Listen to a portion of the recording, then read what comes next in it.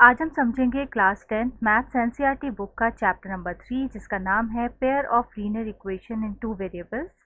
आज हम इस चैप्टर की एक्सरसाइज 3.2 का क्वेश्चन नंबर 7 डिस्कस करेंगे। क्वेश्चन नंबर 7 में हमें टू वेरिएबल की दो इक्वेशंस गिवन है। हमें इन दोनों इक्वेशन को ग्राफ पे रिप्रेजेंट करना है और ग्राफ पे रिप्रेजेंट करने के बाद इन दोनों लाइंस का एक्स एक्सिस के साथ जो ट्राइंगल फॉर्म होगा उस ट्राइंगल के वर्टिसेस के कोऑर्डिनेट्स हमें बताने हैं और इस ट्राइंगुलर रीजन को हमें शेड करके भी दिखाना है। तो चलिए क्वेश्चन को सॉल्व करते हैं।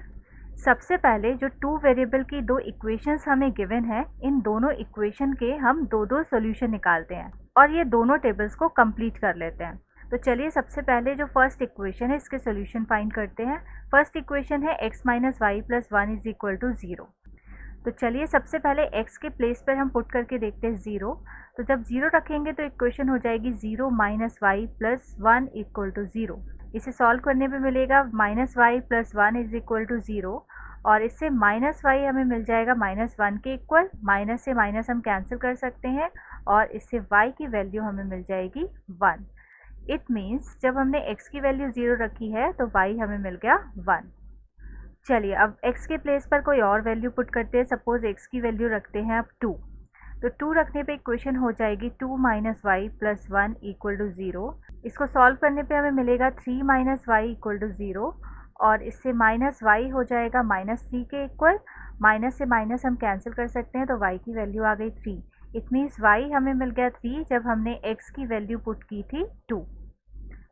तो इस तरह से फर्स्ट वाली टेबल हमारी कंप्लीट हो चुकी है। अब हम सेकेंड इक्वेशन को सॉल्व करके ये टेबल कंप्लीट करते हैं। चलिए x के प्लेस पे हम रख के देखते हैं 0। तो 0 रखने पे इक्वेशन हो जाएगी 3 into 0 plus 2y minus 12 is equal to 0। इस इक्वेशन को सॉल्व करेंगे तो हमें मिलेगा 0 plus 2y minus 12 equal to 0। इससे 2y माइनस 12 0 हो जाएगा और 2y इक्वल हो जाएगा 12 के। इससे y की वैल्यू आ जाएगी 6। 2 1 ज़ा 2 एंड 2 6 ज़ा 12। इट मीन्स x के प्लेस पर जब हमने 0 पुट किया तो y की वैल्यू हमें 6 मिल गई। चलिए अब सपोज x के प्लेस पर हम पुट करके देखते हैं 4। तो 4 पुट करने पे इक्वेशन हो जाएगी 3 into 4 plus 2y minus 12 equal to 0। 3 4 ज़ा होता है 12। तो 12 plus 2y minus 12 equal to 0 हमें मिलेगा। अब देखिए जो प्लस का 12 है इससे माइनस का 12 हम कैंसिल कर सकते हैं तो 2y बचेगा 0 के इक्वल और इससे y हमें मिल जाएगा 0/2। It means 0। तो y की वैल्यू हमें 0 मिल गई जब हमने x की वैल्यू पुट की थी 4। तो इस तरह से हमारी सेकेंड टेबल भी कंप्लीट हो चुकी है। चलिए अब इन दोनों इक्वेशन को वन बाय वन ग्राफ पे रिप्रेजेंट करते हैं। तो फर्स्ट इक्वेशन का फर्स्ट सोल्यूशन है 0,1। तो 0 हमें मिलेगा यहाँ ओरिजिन पे और 1 हमें देखना है y एक्सिस पे, यानी कि जो फर्स्ट कोऑर्डिनेट है 0,1 उसको हमें इस पॉइंट पे रिप्रेजेंट करना होगा। तो इस पॉइंट के आगे हम लिख देते हैं 0,1। इसी तरह से सेकंड सोल्यूशन है 2,3। इट मीन्स x एक्सिस पे हमें देखना होगा 2 और y एक्सिस पे हमें देखना होगा 3 और इन दोनों के जो कॉरेस्पॉन्डिंग पॉइंट है वो ये वाला पॉइंट होगा। तो यहाँ हम लिख देते हैं 2,3।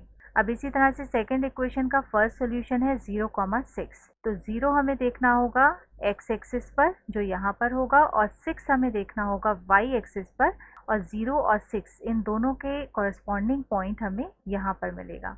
इट मीन्स ये वाला जो पॉइंट है ये होगा 0,6। इसी तरह से सेकंड सॉल्यूशन है सेकंड इक्वेशन का 4,0। इट मीन्स x एक्सिस पे हमें देखना है 4, y एक्सिस पे हमें देखना है 0। इन दोनों के कॉरेस्पॉन्डिंग पॉइंट हमें यहाँ पर मिलेगा। तो यहाँ हम लिख देते हैं 4,0। अब इन दोनों लाइंस के जो कोऑर्डिनेट्स हैं इनको मिलाने पर हमें कुछ इस तरह से लाइंस मिल जाएंगी। अब ये जो दोनों लाइंस हैं, अब इन दोनों लाइंस को ड्रॉ करने के बाद आप देख सकते हैं कि इन दोनों लाइंस से और ये जो नीचे x एक्सिस है इससे एक ट्राइंगल बन रहा है जो कि है ये बीच वाला पोर्शन। अब इस ट्राइंगल के ये जो वर्टिसेस हैं इनको हम कुछ नेम दे देते हैं। सपोज ये पॉइंट है A, ये वाला जो वर्टिसेस है इसको हम मानते हैं B और इस थर्ड वर्टिसेस को हम नेम दे देते हैं C। अब A, B और C इन तीनों पॉइंट के हमें कोऑर्डिनेट भी फाइंड करते हैं। तो देखिए इस A पॉइंट के कोऑर्डिनेट हो जाएंगे -1,0। इसी तरह से बी पॉइंट के कोऑर्डिनेट तो ऑलरेडी हमें दिख रहे हैं, जो इंटरसेक्टिंग पॉइंट है इन दोनों लाइंस के, इट मीन्स 2,3। साथ ही साथ जो सी पॉइंट है, इस पॉइंट के भी कोऑर्डिनेट ऑलरेडी हमें पता है, इट मीन्स 4,0। सो इस तरह से जो ट्राइंगल ABC है, इस ट्राइंगल में ए पॉइंट का कोऑर्डिनेट होगा -1,0, बी पॉइंट का कोऑर्डिनेट होगा 2,3 और जो सी पॉइंट है इसका कोऑर्डिनेट हो जाएगा 4,0। तो ये हमारा आंसर हो जाएगा। अब इसके साथ में ही हमें इस ट्राइंगुलर पोर्शन को शेड भी करना है। तो शेड करने पे कुछ इस तरह से दिखाई देगा। सो आई होप आपको ये क्वेश्चन अच्छे से समझ में आ गया होगा। अब मिलते हैं नेक्स्ट टर्न में नेक्स्ट एक्सरसाइज के साथ। तब तक के लिए गुड बाय।